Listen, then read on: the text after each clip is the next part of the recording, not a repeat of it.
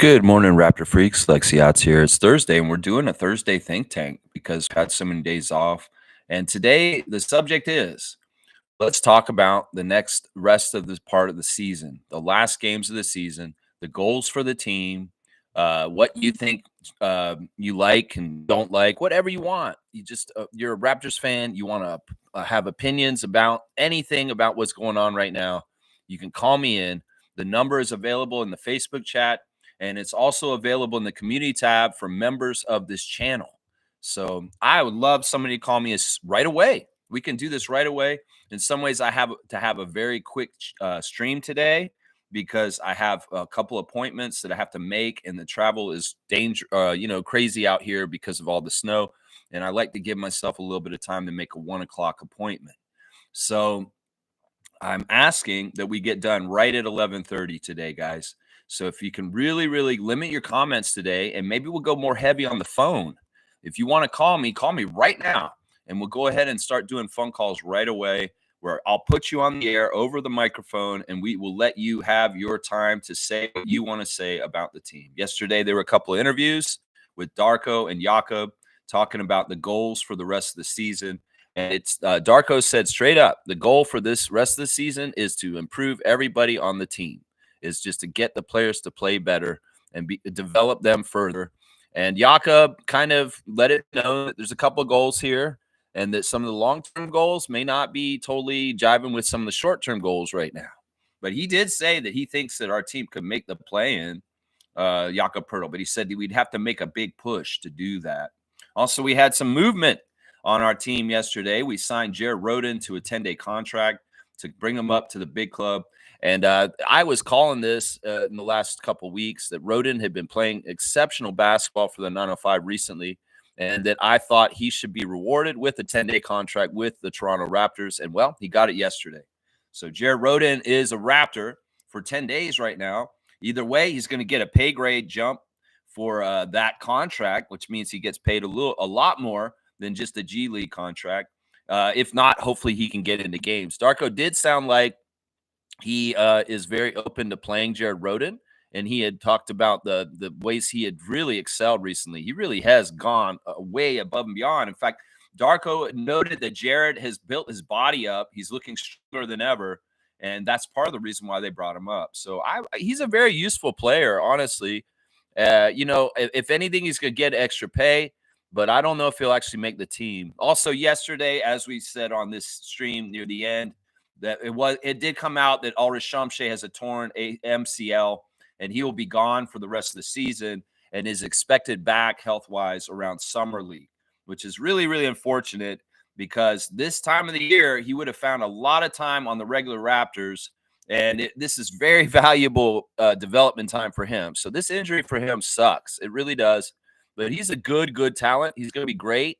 And, it's just going to delay him getting the rest of his rookie year down with experience, which is too bad. It really is too bad. All right, let's check in with the chat. And also, we'll do all the regular stuff, Instagram stories, classic card. I even got a Reddit page open so we could go react to Reddit if you guys want. Trevor's saying a weak man is found in a crowd seeking validation and attention. A strong man is found alone seeking God and fixing himself. Wow. Yeah, outside validation. Some people will strive for it. Some people will do very evil, messed up things just to try and fit in with the evil, messed up world. And that's what's scary right now. We cannot normalize hate. We cannot normalize some of the things that the United States government may want to normalize right now, because it ain't nothing healthy. It's toxic and it's wrong. It's just pure wrong. They can act like they're the side that's law and order, but they are not. They're the side of destruction, misery, and suffering. And in some ways, that side deserves punishment itself. So, yeah, you can go with the crowd if it's easy for you. Yeah, sometimes that's a cowardly way. And if it's the wrong way because it's the wrong thing to do, don't go that way. Stand on your own. Stand on your own morals. Stand on your own ideals of good and evil, good and bad. And even if it seems like it's not popular, well, you're still right. And understand that. So stand your ground. There you go, Trevor J. Thank you for the words of wisdom, Commissioner J, our Commissioner of Fun on the channel. I'm going to pin this back up now that this has happened. And let's see. Trevor's also saying Black History moment when blacks weren't allowed to play. Three men broke the color barrier down. Earl Lloyd, Chuck Cooper, Nate Sweetwater Clifton. They were Jackie Robinsons of the NBA. Yeah, those were three of the first African-American players to play in the NBA that broke the color barrier down. And shortly after that, Bill Russell came in and really solidified breaking that down. That's fantastic stuff. Thank you for the Black History moment for today, Trevor J. These are things we need to never, ever forget as far as things, especially in times when people are trying to roll back the times to a really ugly time that really wasn't right. That's what I'm saying. Trevor's also saying the Charlotte paid back win over the Lakers last night. Even when LeBron playing, fans were booing Luka for missing all of his threes. Welcome to LA, Luka.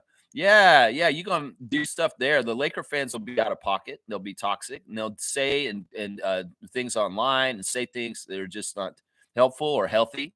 And we'll get used to it. That's just where you're at now. I love that the Hornets beat the Lakers last night. That was fantastic. It's kind of justice. It's poetic justice.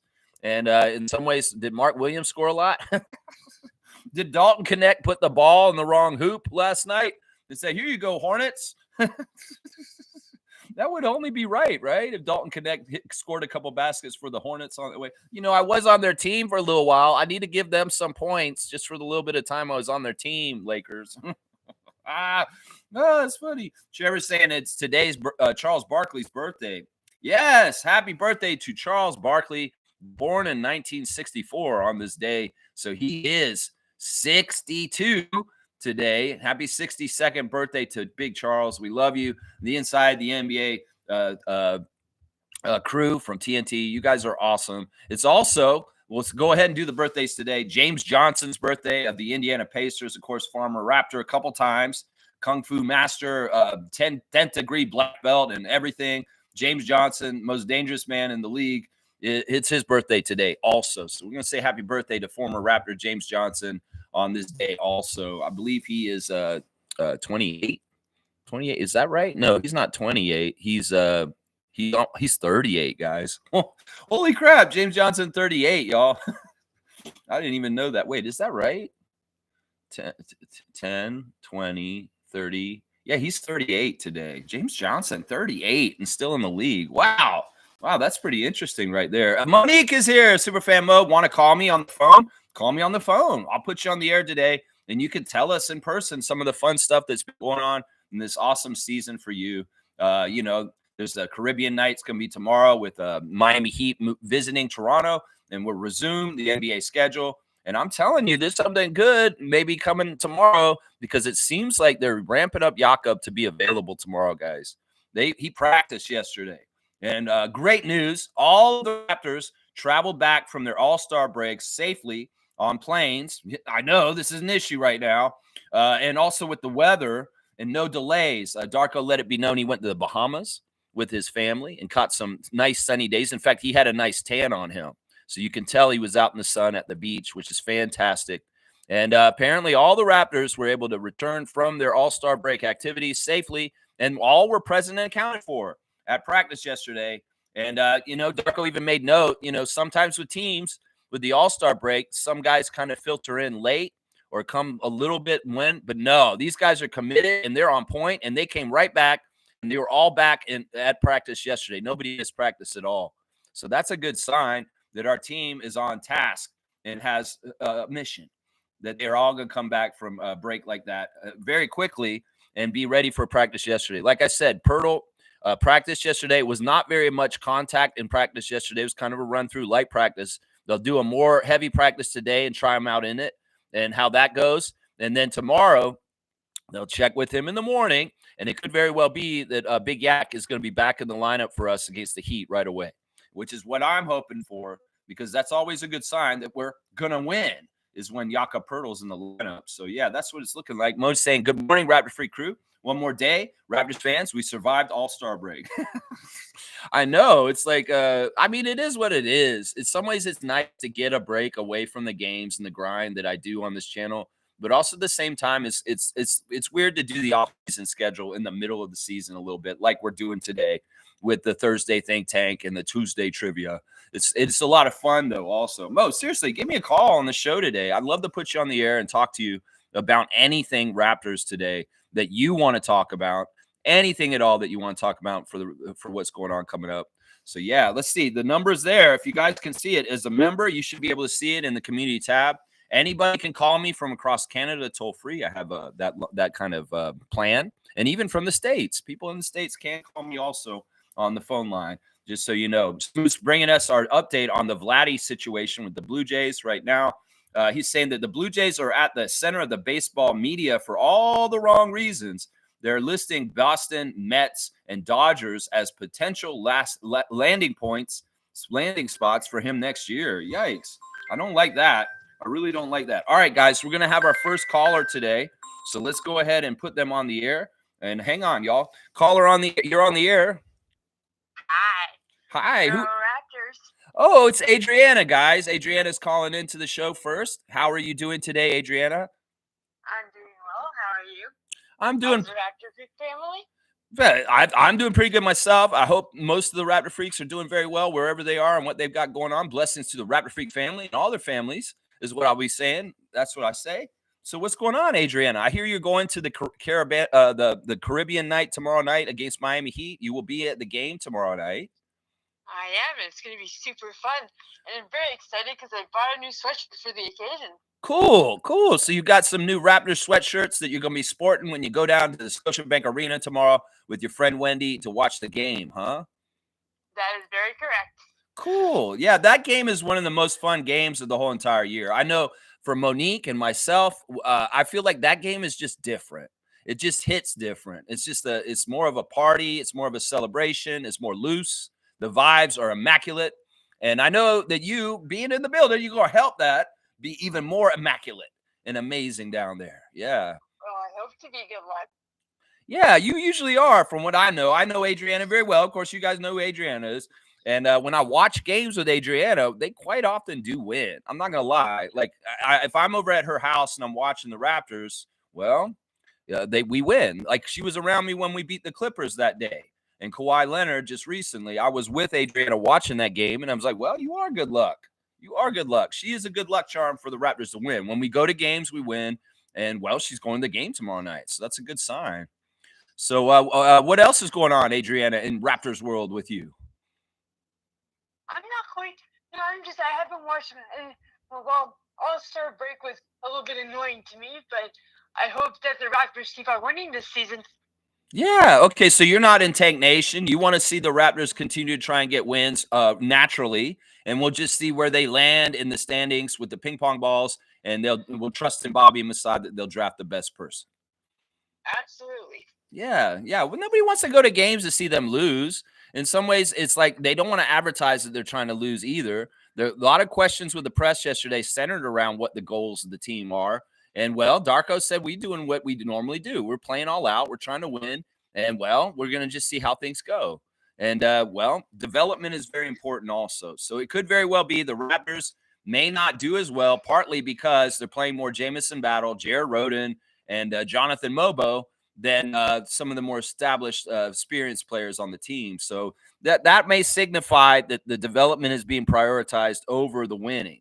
Is when we play the younger players that not necessarily the best way for us to win. Yeah. So, Adriana, what else? Anything else you want to talk about today on the Raptor Freak channel while you're on the live call-in show? Nope. I have to go help my grandmother, so I just want to say I hope everybody has a lovely day. And go Raptors. There you go. There's a real Raptors freak right there. All right, Adrian, I love you. You're an amazing woman.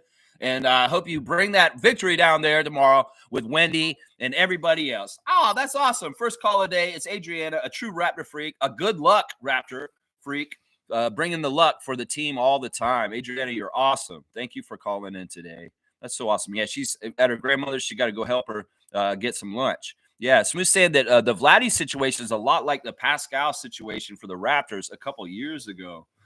Man, so you're saying that he's a great player. All the fans love him. That he wants to be here. The fans want him to be here. but the management does not want to commit that much money to Vladimir Guerrero Jr. That's what you're basically telling me here, Reggie, is what it is right there. Man, that sucks. Oh, man, that sucks. Well, thank God the Raptors are themselves. I feel bad for Blue Jays Nation, but thank God the Raptors are in a really good spot with a lot of bright future, with great rookies and great young players. And Brandon Ingram recently acquired, and we got some really good key positions filled with top-notch people like Darko and Masai. So we need to keep this going because we do not want to turn into a franchise like the Blue Jays that are being run on thrift and also with people that do not know how to do their jobs like the front office of the Blue Jays right now. So, yeah, we do not want to be like the Blue Jays right now. I feel bad for Blue Jays Nation, but thank God it's not the Raptors is what I'm going to say in some ways on this. Yeah. Now, let's see. Smooth saying, Lex, I appreciate you letting me vent a bit about the Jays. It's that baseball is my first love. I just can't believe the front office fumbled this. I can't. I'm not even talking about Bo Bichette, another free agent. Yeah, there's another legacy player, of course, Bo Bichette, the son of Dante from before. And, I mean, I don't know what the Blue Jays are doing. I've thought that they haven't done anything right since that playoff year that they had Donaldson, and there was some energy and excitement behind the team, enthusiasm. They were selling out really nice. And that team was a lot of fun, and they actually had some potential in the postseason. They made the postseason. And ever since then, it's like they didn't build from that little bit of success like 10 years ago almost.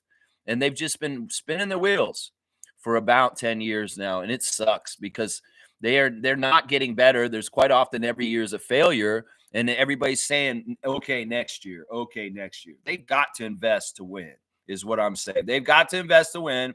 And I don't think that the Blue Jays are committed to investing to win, which is unfortunate. All right, we got our second caller for the day, guys. Let's see who we got on the second call, guys.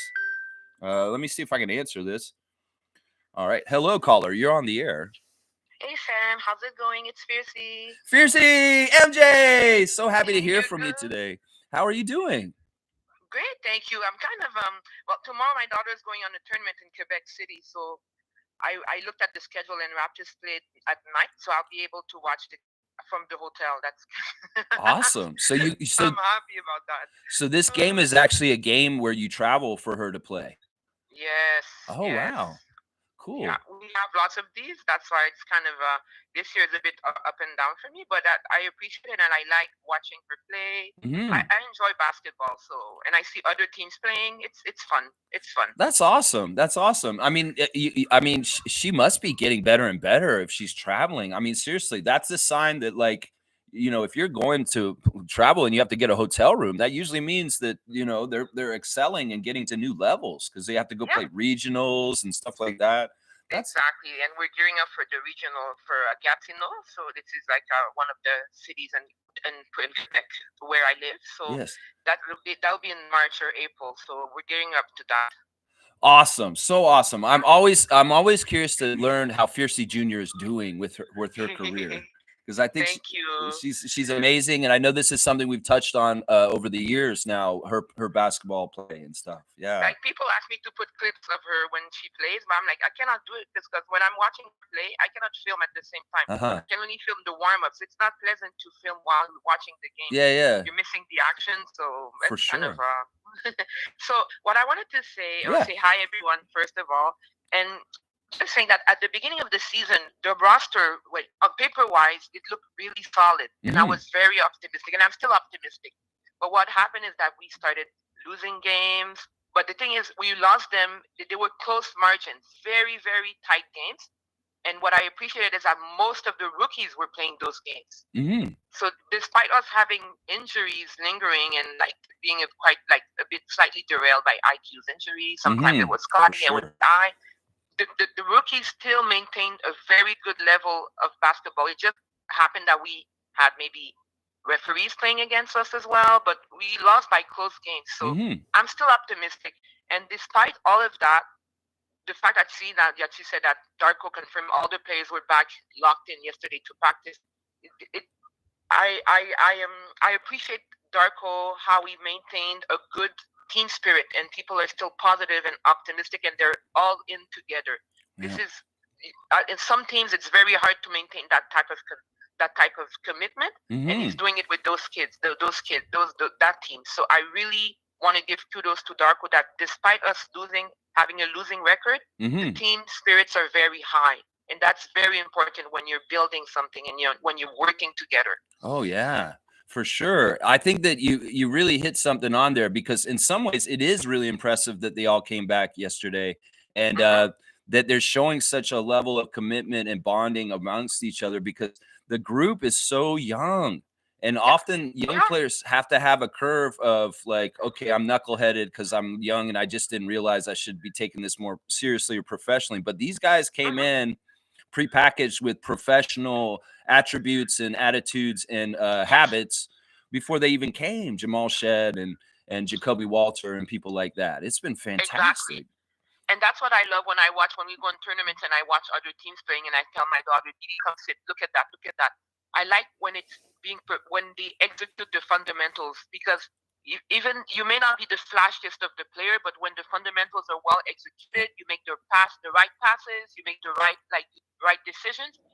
The games are beautiful to watch. And yesterday, I watched a bit of the Charlotte versus Lakers. I was very annoyed. Like the first quarter, a bunch of turnovers, silly mistakes. It was not interesting to watch from both teams, actually. So when it's played like that and they don't seem like they play like they care, it's not interesting as a viewer to watch that type of game. So I'm very surprised Charlotte lost, because they had so many weird turnovers and stuff. But anyway, it's not my team. I don't care. But the Raptors, when we were losing at first, we still maintained good fundamentals, even though we had lots of turnovers. Yes. But we played very well, and that's what I like watching, the development and how we play well together. I think Darko's, that's one of the things within like the losing that he's made it very clear is, I don't mind if we're losing, we just have to do everything right. Exactly. And if we're not doing it right, I'll call you out and you will sit and we'll correct it. Yeah, that's really smart of you as a parent to enforce this kind of ideology about basketball with your daughter, as far as like really keying on the fundamentals is so important. Yeah, I'm really impressed with that. And you're totally right. Now, isn't it crazy that you could, the problems with the All-Star game, with it looking unprofessional and guys not playing, can happen in regular season games where the teams are just not taking the game seriously for some reason. And you can just feel that kind of energy in the game. And that's too bad that you felt that from the Hornets-Lakers game last night. But I think the Hornets did win that game. The Hornets did win that game. They beat the Lakers at the end of it. Yeah, they did. So that's why I was surprised, because with the amount of weird plays that they did at the first quarter, I was like, oh, this is bad. And so I'm very surprised. I guess it's thanks to LaMelo, because he had nice plays. I'm not going to disrespect him. He's good. But fundamentally, like, if you want to watch this type of game, it's not pleasant. It's not pleasant. Well, what does it say about a great like LeBron James? And I'll do respect Bryce for a second. That if we're going to play a team like the Hornets, that are not a winning team, that have played pretty badly all year, and they're going to play very poorly in the beginning of the game with a lot of turnovers, and you have LeBron James and Luka Doncic, and you still cannot manage to beat them by the end of the game, that is really bad, because you have probably, most argue, the best player ever in the history of the NBA. And then you have the youngest guy, one of the younger guys that's absolutely going to be one of the best players coming up. This is just like, okay, you guys aren't taking this seriously, or something's wrong here, because your talent level and who you guys are should not be losing to this team, especially with that team playing so badly, Charlotte themselves. That's that. It's telling. It's quite telling. Yeah. But to your point, Austin Reeves got ejected. I think that factored in the fact that they lost. I'm not saying Connect, Achimura, the other ones are not good, but Luka's not right yet. Yeah. He did miss a lot of threes, but he wasn't that horrible, except for defense. I put a comment to that, but I think Austin Reeves is a major piece in the Lakers, in the LA rotation. And the fact he was ejected, it could have made a difference. Interesting. I don't really know. Was the game in LA or in Charlotte? It was in LA. It was in LA. Yeah, see, that's even worse. That was even worse. They're in LA and they lost in front of their own crowd. Crazy. Yeah, in some ways, I would argue that the Lakers have their best three players at the same position right now. That in some ways, This fit is weird. It's a weird construction. So Yeah. good Yeah. luck to them. Move. In some ways, I have to go, Lex. Okay, Fiercey. But I wanted to say hi and go Raptors. Love, blessings, all the best to Fiercey Jr. and all their games coming up. And we love you, MJ, so much. Thank you for calling. Wow, awesome. So we got 2 great calls right away from 2 of the best Raptor freaks, MJ and Adriana so far. Fantastic stuff. Really, really awesome to hear MJ this morning and hear the exploits of Fiercey Jr. in her basketball career as she's growing up and playing more and more tournaments and games and stuff like that. I always love hearing about Fiercey Jr. and what she's doing. Awesome stuff. All right, we're going to do that classic card soon, Trevor. Trevor's also saying the Grizzlies front office say that Ja Morant is not available for any type of trade. Well, duh. I guess in this league with Luka that just got traded, in some ways they got to make this very clear to everybody out there. Because if Luka could get traded, well, Ja could get traded for sure, especially with his troubles he's had in recent years in different ways. But honestly, they went through all the troubles having him sit out with suspensions and be injured at different times. They want to see it through and get all the rewards from going through the time of paying him when he's been like that. So it would totally make sense that he's not on the trade market, especially now that he's finally rounding around with his career in the right way by staying out of trouble and also staying healthy. So, yeah, that totally makes sense right there. Carlo JS is in the house. Santino, call me if you guys want. Any of you guys. Morning, Lex and fellow freaks. Prayers to the Creator to save us from the orange man. Yes, every single day on this kind of stuff. I'm heartened by a lot of resistance things that we're seeing in different places. People are mobilizing, taking the streets, and they're going to fight him. And we can all fight him in our own little ways. In some ways up here, it's to buy Canadian and not buy American. It's also to, do things like the no buy day on February the 28th. Also, we can vote locally against right-wing people that may be like Trump in the near future that we cannot have around, and that is the PC party. So vote against PC, vote for Liberal and NDP, whichever is the strategic vote for your area. And early voting started today. So if you live in Ontario, go vote. You can go today, find out where it is, and go do it. Don't be lazy. Don't sit out like the last time, and Ontario failed, and Doug Ford got a huge victory. Everybody needs to vote. And if you're at work, you can tell your boss, I need to go vote. It's my legal right, and they should let you go vote. And so everybody, seriously, if you live in Ontario and you are in this province, go vote today because early voting is open as of today, and you can vote for the next week. But if you don't vote in the next week, you're not going to get your say on things. And I'm telling you, this elections up here in Canada are important because we like having elections and we do not want to slip into some sort of weird, dark place where we're not allowed to vote anymore because people have taken power in a dictatorial way. So vote today. Today. Go vote today. Don't waste your time. Go get it. Go get it right now. That's right. Fiercey saying good morning, fam, and happy Thursday. And she said good morning on the thing too. Yeah, Roden signed to a 10-day. Gee, I like Jared Roden like that. Darko mentioning that Jared Roden's been around our program for the last year, really. He was on our summer league team last year, and he's been kind of hanging around the Raptors on the periphery in certain ways. So he's been very familiar with what we do and doing what he's done, even though he went to Charlotte for part of the first part of the year on the two-way he was there. And then they got healthy and they cut him and he came back to 905. And he's been a real boon to the 905 since leaving the Hornets and coming back to the 905. And, well, he's getting rewarded. In fact, Jared Roden in recent games has been flirting with triple doubles pretty regularly. Yeah, he's like that. He's getting all 3 of those. I love it. Chris comes saying the Raptors are going to slap the hell out of the Lakers next year. Lakers are lucky that swept us this year. Scotty will dominate Braun moving forward. Yeah, this is one of those weird things where we had to play the Lakers within the 2 games we had against them within the first 2 weeks of the season. So we played the Lakers and got them out of the way right away. And it sucks because at that point they were their strongest and they've kind of gone since then.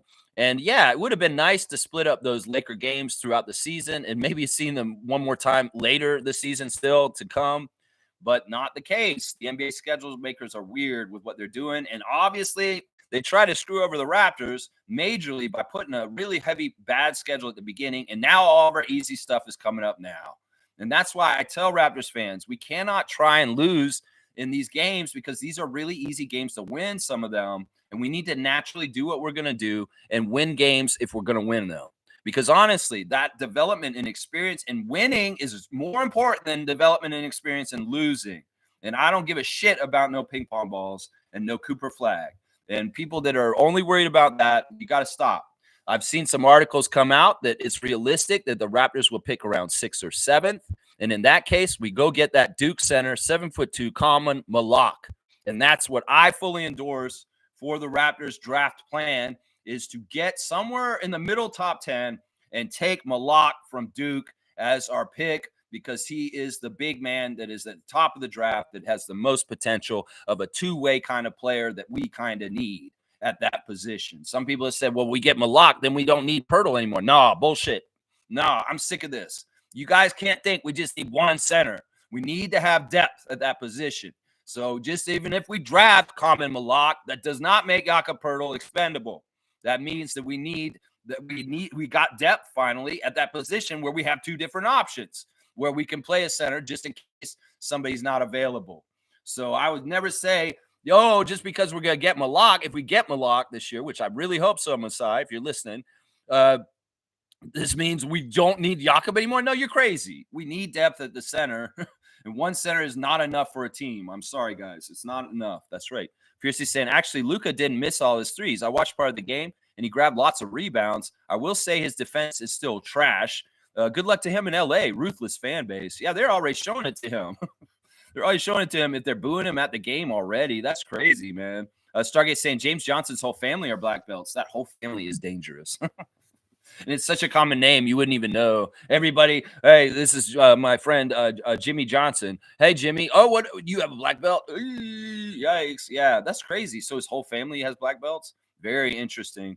Trevor's saying he did miss a lot, and he had 6 turnovers. Luka had 6 turnovers last night. Woo! Boo! And they lost to the Hornets. Well, in some ways, maybe the NBA was like, you know what, Lakers, you rescinded the trade. You said that they can't have Mark Williams did not pass his physical. So we're going to give a little gimme to the Hornets. We're going to help them win against y'all in LA as part of an underlying like probationary like punishment for the rejected trade.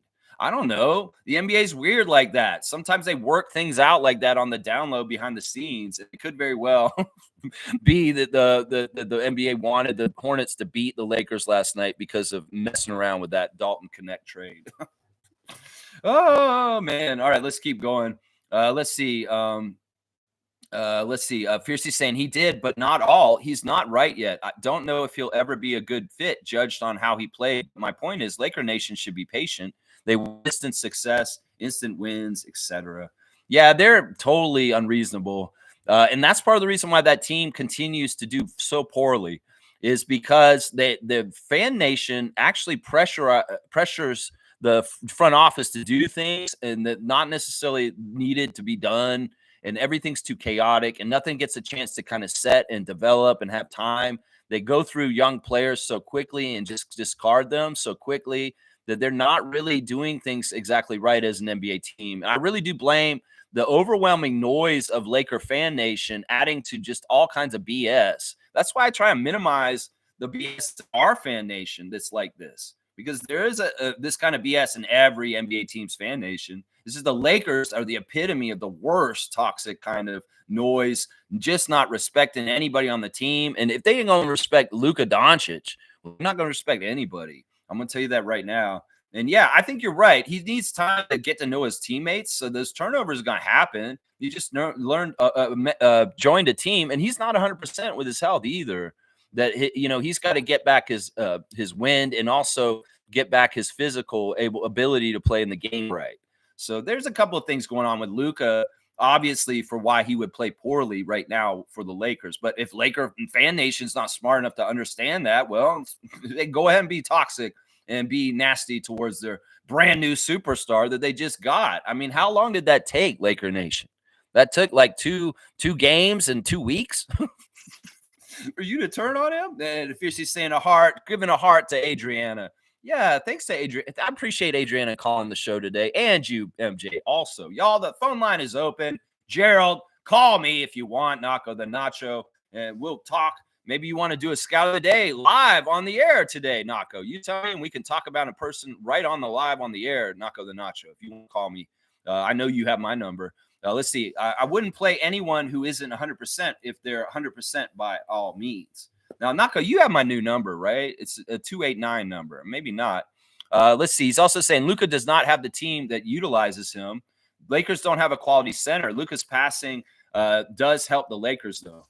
Yeah, I mean, the Mavericks were more of a complete team than the Lakers are right now. And in some ways, that might be frustrating for Luka because a couple years ago, his Mavs team was more like this Lakers team, but they started to get good players around him, like Gafford and who else did they acquire that was like, they got Lively in the draft and they started getting better players around him, But the Mavs have been poor at management. Obviously, Jalen Brunson and a couple of other really poor mistakes in the last few years. I mean, I watched the stunning growth out this week on the Luka trade and how bad it is and just dumping on the Mavericks organization. And all his points on stunning growth were just valid. And I'm like, you know what? He's right. The Mavericks front office is one of the worst front offices in the league. And that they went over the timeline of really since Dirk retired and just how they fumbled the time of Luka since then. Because honestly, he has not been doing what he should be doing. All right, we got our next call, guys. Let's see who this is. Hang on. Let me get this right. Caller, you're on the air. What's up, Lex? What's up? Who is this? I don't have the name on the phone. The Cowboy. Cowboy. Okay, Cowboy. All right, calling. All right, Cowboy. What do you want to talk about today? I'll talk to you live, motherfucker. Yeah. Why you call me motherfucker? Because, all right, listen, right now, I want to hear something from you. Do you feel bad about endorsing this piece of shit down south? Well, I didn't endorse them, but I don't. What's the problem with them? Well, he's talking about how he wants to come and take our country. Well, he's not going to do that. Okay, are you totally sure about that? Yeah. I don't think you can tell me that you don't think that he's saying that he wants to, and you think he won't do that? No, I don't. I think he's just trying to wake Canada up too. Canada's gone shit too, right? No, you're brainwashed, bro. All right, listen, I'm going to hang up on you because obviously you're an idiot and a traitor to your country. So fuck you and fucking eat a dick, all right? How about that? And I will block your number, you piece of shit. Block. It's that simple. I can't believe he had the balls to call me. That piece of shit traitor cowboy. I won't even call him Canadian cowboy anymore because he doesn't stand for his country. He stands with traitors and he's a traitor himself. So, yeah, fuck you, cowboy. 2-finger salute for you to have the balls to call me on my show today, you piece of shit. So there you go. All right, let's keep going, guys. All right, let's keep going. All right, next question on the air today. Let's see. It's Monique. She's saying not Raptors news, but did you see the LeVar Ball picture online? At first, I thought it wasn't true. Amputee. There's a bad joke I can make about this, but I don't think I will because it's not in good taste. It has something to do with the shoe company that the Ball family is involved with. That's awful. That's a sad story that LeVar Ball, the father of the Ball brothers, had to get his foot amputated. That's crazy. That is awful. I hate to hear that. That's what I'll say about that. All right, Randolph Phillips in the house. Randolph Phillips, blessings to you. Beloved Raptor Freak family is what he's saying. Blessings on your most informed gang. Are you reacting from a place of sound information or from an emotional standpoint? Get facts, truth, knowledge, and wisdom first. Yeah, I would tell that to the last caller. Idiot. Instead of getting sound bites and falling into echo chamber of bullshit, right-wing propaganda, MAGA pieces of shit, you need to get your information right, Bradley, you dumbass traitor to this country. Yeah, that's what I'm going to say to him every single time. You add support for that party in this election, and you're fuckface for it. And I'll never forgive you for it. And you're dead to me, just so you know that. So if you call me like that, you're a ghost calling from the past. Woo! Stupid. Blessings to Randolph, the Phillips family, and all the Raptor Freak families, the real Raptor Freaks, the ones that stand with their country and their team. And that's what I'll say there, right there. Thank you, Randolph, for being here. Reggie's saying Blue Jays had a really good team in 2021. They won 92 games and missed the playoffs by 1 game. In 2022, they had a disastrous meltdown against Seattle. 8-run lead in the 6th inning, ended up losing 9-8. Yeah, I remember this stuff. It sucks. You know, I don't watch the Blue Jays when they're playoffs because every time I start to watch them, they start losing. So I have to let them just do everything without me paying attention and just hope for the best for them. I'm always hoping for the best for them. And that's why I don't watch Blue Jays baseball, because as soon as I start watching them, like the lead changes and stuff like that. And I hate that. I don't want that to happen. You know what I'm saying? So I'll do what I can and suffer for it. Even I do enjoy watching Blue Jays baseball. I won't. He's saying that the front office overreacted in 2023, turning the team into a defense-first club, won 89 games, but only scored 1 run at the hands of Minnesota's 3-game sweep. Yeah, that's, man, I just feel like they haven't done anything correctly for, years now. And it really is like the front office is bad. You know, this is the thing. If the front office for the Raptors was bad, I'd be calling it out, y'all. Trust me. If I felt like we weren't heading in the right direction or having good leadership, I would totally call them out. And that's why I'm not joining anybody who's anti-Raptors front office, because y'all are wrong. They are doing a good job. And there's all kinds of different levels of not doing well. Trust me. And the Blue Jays are a good example of this. Man, I feel for you, Reggie. I really do. And honestly, I don't mind you updating us on the Vladdy situation and a little bit of Blue Jays news here and there. In some ways, that is a team that I do like to follow and care about. And I don't mind having a little Blue Jays check every once in a while with you, Reggie. Man, I hope things get better with them sooner than later. And Adriana's saying that she loves what Fiercey had to say on her call. Yeah, you guys, 2 out of 3 ain't bad of calls. 2 out of 3 ain't bad, except for one dumbass idiot, MAGA fuckface, call me. All right, let's keep going. Yeah, he's an idiot. He's trying to say he didn't support Trump. You fucking dumbass. You dumbass, man. All right, let's keep going. Fiercey saying, thank you, Adriana. We're building and team synergy, and good vibes matter. Go Raptors. There you go. That's right. That's the synergy I like. Carla's going to go vote tomorrow. Do not vote PC. I'm telling you, if you are going to vote PC, then don't go vote. Just don't vote then. But please go vote. Yeah. Mo's saying, I'm always been a shy person when it comes to calling on speaker. I'm a text girly. Okay, Mo. I respect that. And you're able to give your contributions to the channel any which way that you want to. I just wanted to give you that option just in case you wanted it. Just in case. Mike, you could call me. Logical Raptors Fanatic, you want to call me?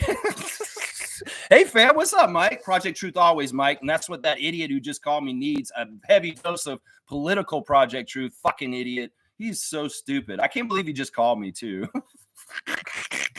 Man, get over your life with me, bro. You ain't got nothing to do with me anymore. You still watching me and lurking in the shadows? That's pathetic, man. Just let it go and move on with your life, idiot Bradley. Seriously.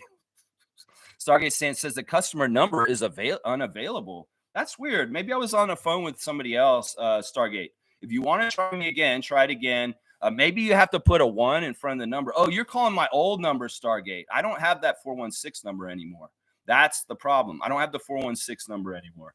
I have a new area code number, and you have to be a member of the chat to have the number, or a member of the channel. Member of the channel, or in the Facebook chat. If you're in the Facebook chat, Stargate, you can see the number on the Facebook chat box if you want to call. Just so you know, you have my 416. That's disconnected. That number is no good anymore. It's a new number.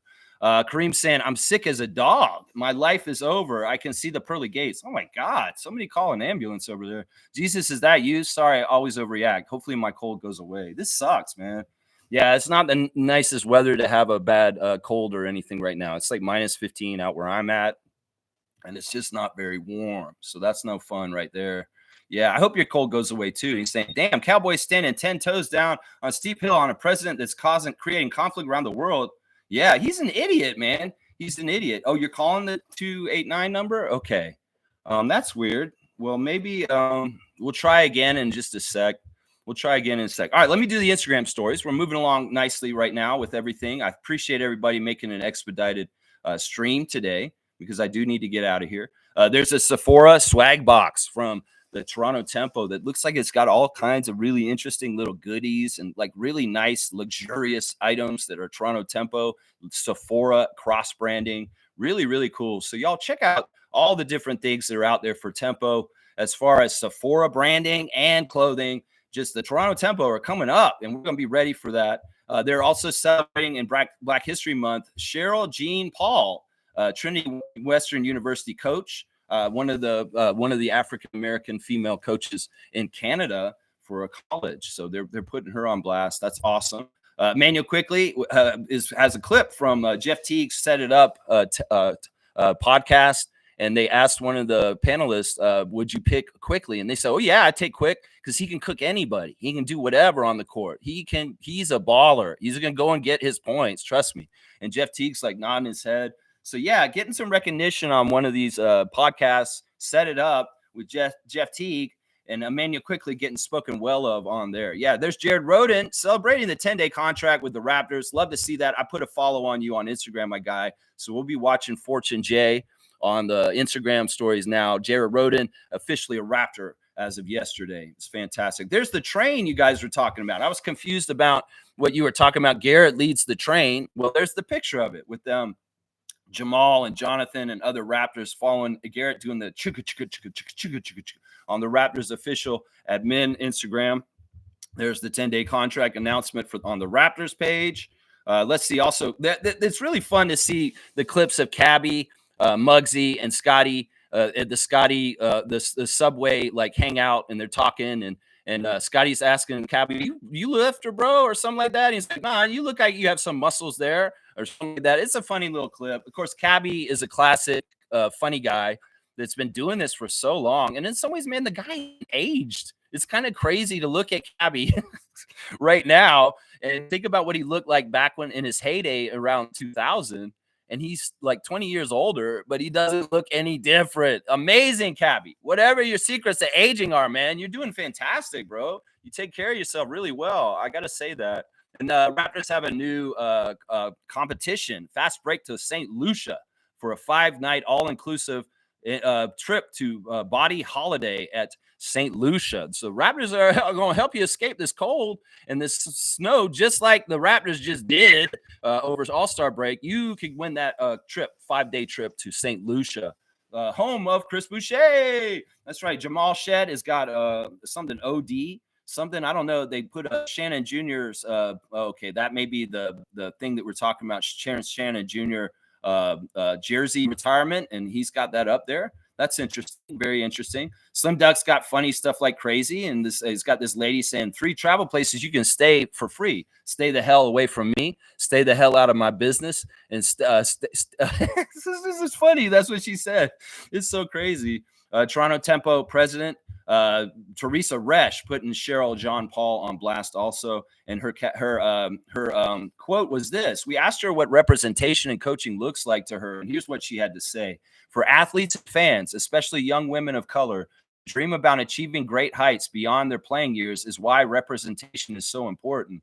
They can become coaches, officials, leaders, analysts, broadcasters, administrators, board members, owners, directors, and shine in those areas, but it becomes tangible when they see someone that looks like them already doing it. For those of us who have had to trailblaze into the spaces we are currently in, the challenges we have faced become worth it when we can witness the next generation thriving. There you go. I love that so much, Teresa. I'm going to love that right now in the Instagram stories right there. Siakam, more images from All-Star Weekend. He's trying to film stuff at the All-Star game, and the refs kept getting in the way. It's kind of comical. First, Jason Goldenberg's in the way. He's like, get out of the way, Jason. And then Danielle Scott's in the way. And Pascal's just annoyed because his seat just happens to be where the refs like to stand. He's trying to film the game. Oh, it's funny. There's a picture of Vinny Jr. Of course, Pascal talking about Vinny Jr. a lot at the All-Star Weekend, talking about who do you think's the best soccer player in the world right now. He's going to go, my guy, Vinny Jr., man. Vinny Jr., he's my friend. So, yeah, that's his favorite soccer player right now. And he's putting him on blast right now. There's Raptors 905 celebrating Jared Roden's 10-day contract. And they're also celebrating Quincy Guerriere's selection to the national team for Canada, playing in the FIBA tournament now. He's away from the Raptors for a little bit. And we went and signed a new player named Lacey, who can be filling in for Quincy while he's gone. So, yeah, that's interesting stuff. Go Canada, go Quincy Guerriere. It looks like Bruno Fernando was at a soccer game yesterday. We're still following the Angolan Bruno Fernando. We'd like to see what's checking in with him as he's gone over to Europe to continue his professional career.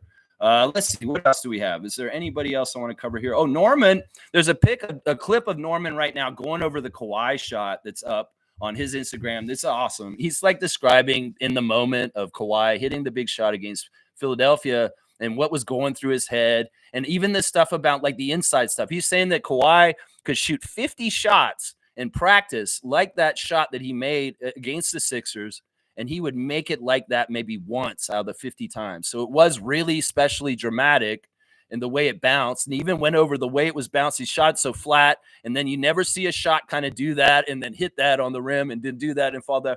And it was really fun to hear Norman recounting the Kawhi shot from his perspective and what he was going through. And it is crazy. It's such a cool clip. It's always nice to reminisce on good Raptors memories. And Norman's doing that with the Kawhi shot on his social media right now. There's your Instagram stories for today, guys. Good stuff there. Yeah. Instagram stories, always awesome. Always awesome.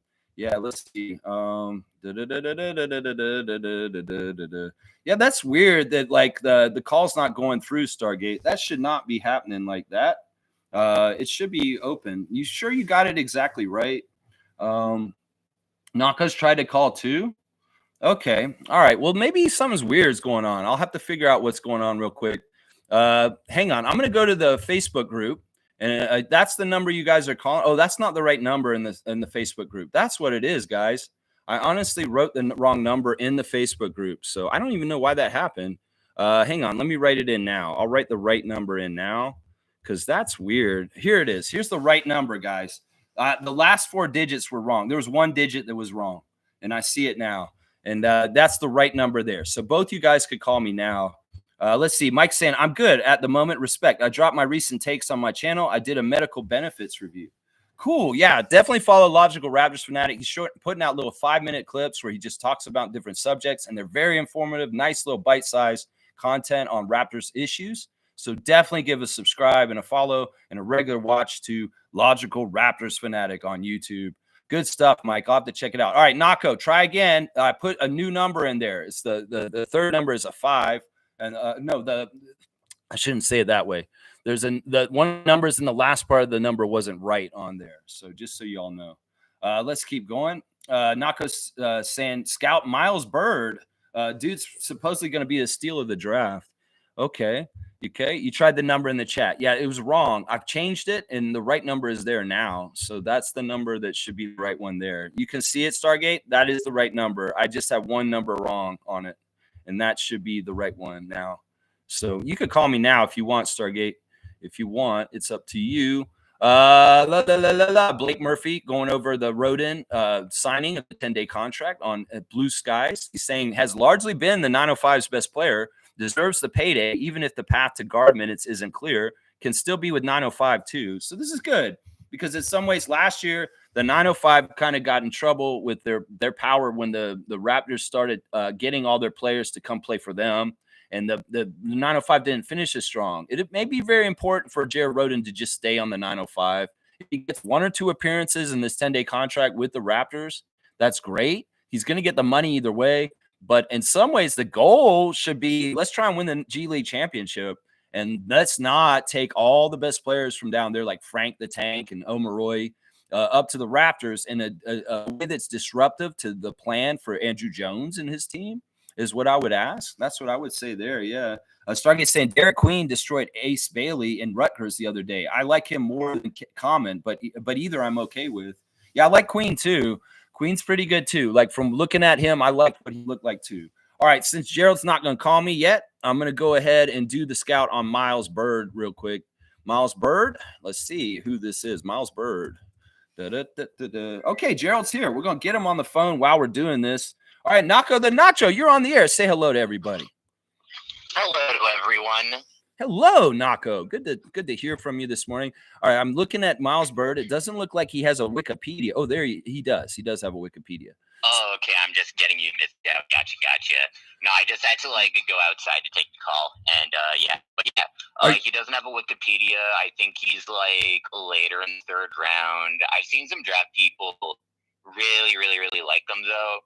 I think he has really good court vision for his size. Okay. I think he has okay explosion. Like, he's not super speedy. I think he is a multi-level scorer, though. Okay. He's a shooting guard, 6'7", and he goes to San Diego State as the Aztecs. And his father played college ball at Villanova, is what it says here. His name was Calvin Bird, which I'm not familiar with that name. All right, maybe go to the YouTube. So, Gerald, you at work right now? Oh, I'm unemployed right now. Oh, okay. You just stepped in. You mean you stepped out just to be outside Stepped from the out of house? Yeah. I got you, my guy. I got you. Yeah, we gotta have to get you out here and hang out with me at some point soon. All right, I'm gonna get a good little clip from YouTube so I can watch them live right now. Let's do sophomore year highlights. Why not? All right, let's see. Turn off the volume.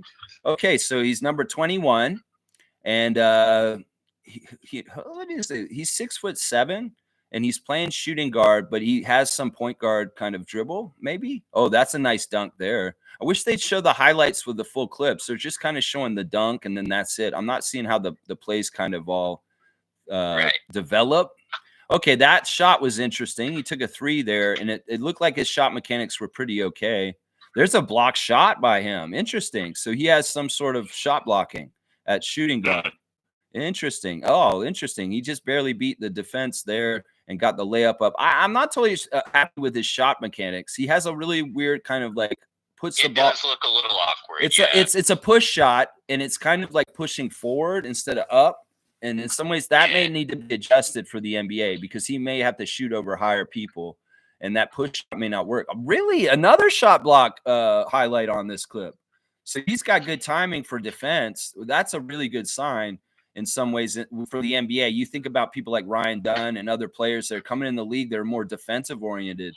Because in some ways, you're saying he's a scorer at all levels, but I also see that he has defensive chops from what I'm seeing here. So he's definitely a good all-around player, I would say. Yeah, he looks like it. Now, San Diego State isn't the most prestigious conference, so in some ways, it's kind of like MOBO, where you're kind of involved in like the competition may not be the highest in some ways, but he looks like he's playing pretty good team in the clip that I'm watching right now. There's a putback. He rose up over everybody on the offense and put a rebound back almost as a dunk. Wow. Oh, wow. That block, he came from behind and came around and blocked. Yeah, this guy's all right. You know, I would say this. Once again, you know, Nako, I'm really big on 4s and 5s for this draft. And because he's a wing, I would be like not as interested in him. But like Trey Johnson, if we're going to get a player at this position, he may be one of the top 3 at that position for me as far as him or Johnson, because I really liked Johnson earlier this week. Yeah, and this guy is also projected to go in the second round. I think Tankathon has him actually like landing to us, and I don't think he's the average second round guy. Okay. I would say. Okay, so you think he maybe even be like a mistake, and he might have been should be a first round, late first round, early second. Okay. Well, we'll have to see where he lands, and if somebody values him and they get him, and if Masai and Bobby like him, maybe they'll snatch him up somewhere in the second round. We'll have to see. But yeah, not a bad player. I think at that position, he's one of the better players I've seen at swing so far in the scouts that we've been doing for this draft so far. So yeah, Miles Bird scouted today live with Nako on the phone with me while we're doing this. So yeah, Nako, you got anything else you want to talk about Raptors related today while you're on the call-in show on the Raptors Freak channel? One more thing as far as like the draft's concerned, because I think I saw Stargate post some positive Drake Queen love. I don't have the computer in front of me right now, but I think I know the play he's referring to, because I saw Drake Queen just block the shit out of Ace Bailey one play, and that was pretty great. Mm-hmm. Drake Queen, I think, is another kind of like forwardy center that I don't think I like him more than Common, but I think he's also pretty worth it. Mm-hmm. I think, I said earlier in the chat that don't play anyone who isn't 100%. I don't really see the need in playing anyone who isn't 100%, and anything that could be considered prioritizing developing winning plays for the future is what I think the Raptors would and should do for the future. Mm-hmm. For at least the rest of this year. The rest of this at least season. for the rest of this year. Yeah. I think that you're exactly right. Like if there's anybody who has any kind of little nagging injury or anything, like even the thing with Brandon Ingram and his ankle right now, we don't want to play them unless they're absolutely immaculately 100%. Because in some ways, 100%. Yeah. And even then, it's like they may have rest games for some of our main players, depending on back-to-backs and different things that may be a little bit finagled in certain ways. So we'll have to see. In some ways, I get it, Tank Nation. Y'all want a really high draft pick. You want more ping pong balls. But there has to be a balance with letting Darko and his players go all out in winning ways and do things in the right way with what are we're naturally going to win or not. So if we, I also think to like comment on like whether we should win more, whether we should lose more. I think like I don't think like losing more is gonna quote unquote help our chances with like the ping balls, and I do expect us to stay more or less kind of like stagnant, like in the like rankings position for us to kind of like stay stagnant, just kind of stay in that spot, rankings. like just we're gonna kind of be locked in right around where we are in the standings currently for the rest of the year. That's what I kind of like expect. I don't think we're gonna see a major shift either way, because honestly, I think that we are going to have a shift and we may go up higher in the standings because the schedule is just so easy that we're going to win more, and we may actually jump a couple teams, and that's going to make Tank Nation pull their hair out and go crazy. And yeah, because I don't know. I don't want to pull punches. I don't want to say, yeah, we're doing this because of ping pong balls. I want to say, let Darko compete to his fullest abilities with those guys that he's presented with every night. And it could be a different shorthanded team or whatever. And if they are able to win games against bad teams with the rookies, and maybe certain players are not playing certain nights, well, that's great. Because we just beat them with the rookies and the guys who are developing, and they're learning and developing and winning. That's why I say pull no punches. And if you pull punches, well, that may be a DMP for Yaka, a DMP for RJ, a DMP for IQ. And that is how you kind of manipulate whether you have the best chance to beat certain teams or not. So, yeah, I mean, I do believe as currently constructed, the Raptors can like win a lot more games. But I also think like injuries are playing a bit of a role. Would love it if like we won more games. By the way, would love it if we got a bit in the standings. By the way, my expectations are stagnation, but we'll see. We'll see. Well, Gerald, I really appreciate your call today. You are a good longtime friend of mine. I've been knowing you for about 10 years now, and this is awesome. I love you, man, and I hope you have a good rest of the day. I got to go do a dentist appointment later. But anyway, yeah, real fun. But either way, guys, thank you for calling Nako, and I will be in touch with you. Seriously, I want to hang out with you soon, man. I miss you, my guy, just so you know. Sure.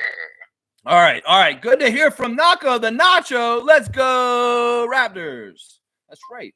There you go. Nako the Nacho getting his call in there. That's awesome, man. So Stargate, you're going to call afterwards. Okay, cool. Monique's saying that St. Lucia is the sponsor for tomorrow and in the arena. Very, very cool. So this event, Caribbean Night, sponsored by St. Lucia Travel Tourism Board. And then also they have a great competition giveaway for a 5-day stay in St. Lucia in conjunction with this right now. You go, Raptors, giving us some hope to escape this tundra. You go. Busy saying she just heard the exchange between me and persona non grata. That's right. Yeah. Damn. She got the popcorn out. Yeah. I mean, listen, I know people might do this, and well, you see what Lex will do. That's right. Mike's laughing. Let's see. Hornets win. Lakers lost. It's a good day. There you go. Mike sees the justice of the Hornets beating the Lakers last night in LA, which is crazy. Totally crazy. Mike's also saying, I'm going to cook on the Brandon timeline. We need to fix his body to keep him healthier.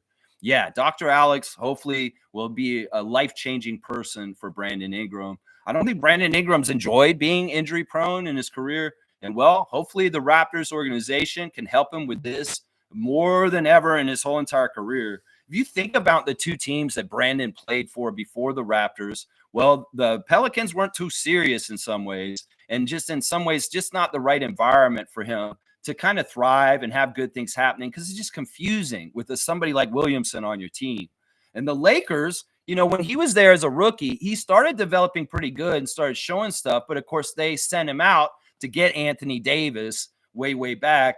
And in some ways, you know, he was actually one of the projects that the Lakers were doing really well with as a young prospect when they had him. And they, of course, wanted to move on to shinier, bigger thing, Anthony Davis, and they sent him away. In some ways, that, you know, he hasn't really had a team that's capable and that is really believing in him and investing in him like the Raptors right now, because New Orleans was a mess and the Lakers didn't really keep him long term, and they traded him for a big, huge star. And, you know, so this will be a different time for him. In some ways, there's a lot more trust, and in some ways, there's other things. Rich Paul revealing this morning that Brandon Ingram had two other teams that he was seriously considering other than us, and that the Raptors were the most aggressive in pursuing him and nailing him down in the deal that we did, that there were two other teams that were very, very strongly in the run to get Ingram on their team. So good job, Bobby and Masai, nailing it down and getting it done right with Rich Paul and Clutch and Brandon Ingram in this trade, and the extension getting it done also. It's very, very good stuff. Very, very, very good stuff. Nameless saying, what's up, ladies? What's up, Paisano? Yeah, the phone line is open, Nameless. And Stargate, if you want to call me, it's on the chat. I know you can see it because I see that you saw it on there. If you want to call me at any time, Stargate, you're welcome to. If you want, I'll do the classic card real quick since we're at the end of the chat right now, and we'll get this done really quick. Yeah, let's see. All right, who is this? Oh, okay, this is fun. All right, here we go. Classic card of the day. First person to write in the full name answer gets the Raptor Freak Trivia points. So please tell me who this is. It's pretty easy card. I would say this right now. Reggie's here. He'll get this right away. He should, at least. Of course, this guy is still involved in the NBA. He is somebody that you'll hear his voice on certain telecasts. I don't know which team. You would know which one it is. There you go. Of course, Reggie's got it. It is the great Michael Cage, and he had that throwback 80s Jerry curl back in the day. And there he is up against Blind Divac. Of course, Michael Cage is the color guy for the Oklahoma City Thunder right now. So he is calling all the Thunder games as a former Sonic. And of course, the Sonics became the Thunder. So that's why he works there. But yeah, Michael Cage is the card of the day. It's not a hard one. So, and Smooth got in there just before Stargate, unfortunately, just before you, my guy, unfortunately. So we're going to give it to Smooth again today. He's gotten a second consecutive classic card of the day the last 2 days. So there you go, Smooth. Good job, Reggie. Another 100-point card for you with Michael Cage, the card of the day. Dr. J? You thought this was Dr. J? You thought this was Dr. J? All right, we got our next caller. We have the record number of calls today. Caller, you're on the air. Hey, what's going on? Stargate here. Stargate is on the house. The man who escaped the machine. What's going on today? You better believe it. Good. Glad to be on with the Raptor Free family. Yeah, I love it. Yeah. So what? First of all, let me apologize. I'm a bit under the weather, so if you hear me clearing my throat or coughing a little, just bear with me. It's all good, man. Listen, that just adds character and fun to the show. I mean, that's some of the stuff I love. It's just the weird stuff, man, and it's totally fine. Kareem's not feeling well. You're not feeling well. Well, it is this time of year, but I hope you feel better soon, Stargate. I really do. Yeah, thank you, man. Thank you. So let me commend you first for being, the voice of reason when it gets in these basketball spaces, man, because I mean we really need that, especially as Raptor fans. Like yourself, like for me, as you hear me use this term a lot, nonsensical prattle. I have a very low tolerance for nonsensical prattle when it comes to people giving their opinions and their perspective on basketball and Raptors in general. So I mean, I'm happy that you have someone like yourself, someone like Chev, who can come in and actually give, real objective perspective on basketball in general, right? And knowledgeable. I know we're probably around the same age, right? So we have a lot of experience, and you just got the classic card, did the classic card just now. Yeah. And I can guarantee you, a lot of people don't even know who Michael Cage is, right? I remember Michael Cage. Yeah. Right? He was a hell of a rebounder. This is an amazing compliment you're giving me, Stargate. I appreciate it. I know that there's a lot of people that have opinions on everything these days, and maybe they're not totally qualified to talk about them. And in some ways, what you're saying makes me feel better that I'm not one of those people, because you actually find some real quality, and it's not nonsensical prattle, as you say, that, you know, I'm taking my ideas and my opinions and I'm taking them from basic basketball fundamentals and experience watching and playing and coaching basketball from my own life. And I appreciate that you recognize that, because it's true. There's a lot of people talking out their ass. That's true. That don't, That's true. I mean, don't get me wrong. I don't get me wrong. I don't agree with everything you say. No one agrees with everything everybody says, right? And that's, there are lots of times that that's me healthy. and you disagree. And Yeah. That's cool. That's good. Yeah. Right. But as long as anyone can back up what you're saying with facts, yeah, I can respect that. But some of these quote unquote takes and opinions that some of these people, it's like you said, they're just talking out their ass. Like they have nothing at all to back up what they're saying, right? Yeah. Like the whole Cooper Flag business, and like everybody wants to tank for Cooper Flag, and but I've said this, and I've heard you repeat it. We've seen that player before. I've seen Cooper Flag before. Yeah. A lot of these young people have not seen. I've seen him. Keith Van Horn is one name, and Danny Ferry is another name. Look at their numbers in college. Yeah. It's almost the exact same right. numbers, right? Yeah. Even Ace Bailey, right? And people, I brought this up to a friend of mine the other day, and they were like, you know what? I didn't think that. Ace Bailey, basically, if you take Alex Sarr and put him in the Rutgers system, he's going to be Ace Bailey.